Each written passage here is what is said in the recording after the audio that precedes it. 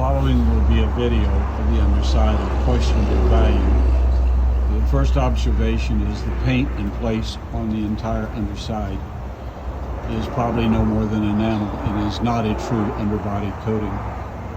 You're looking at the underside of the def tank with considerable rust.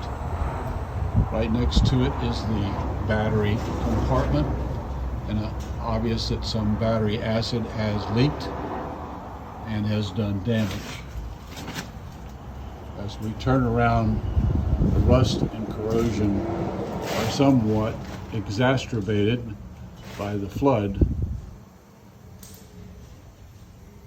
in Fort Lauderdale, but given the coating system that's on it, probably to be expected.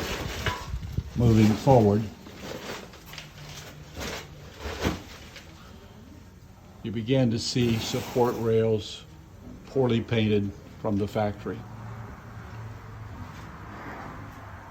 on both sides.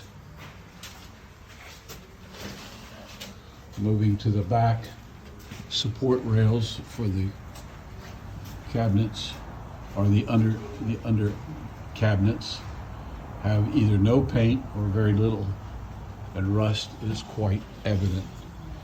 What is above me in the flooring for the most part is in fact plastic, and therefore no rust is apparent. Moving forward toward the nose,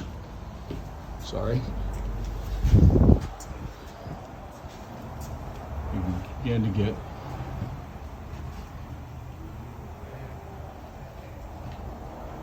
a general idea. One thing that is important is that wiring is in plastic tubing, which is apparently above the flood line. But the wiring that is down low does show some corrosion and probably should be addressed. For instance, the ground that you're looking at, but for the most part seems to be in good shape.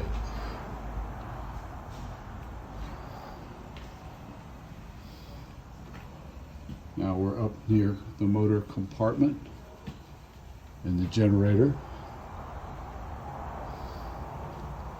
Moving forward, this is the generator, and you can see the intake is below the flood line. There's considerable rust on the generator underside compartment housing the generator.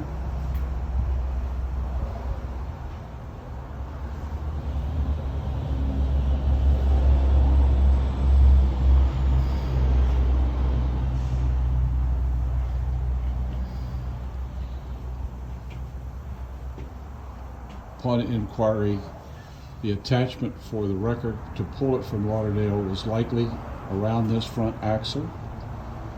There is no apparent damage to the axle itself or the tie rods. So apparently that was done properly without creating further damage other than likely where the wire rope went under the front bumper, causing the minimum damage seen earlier. This ends the underside inspection.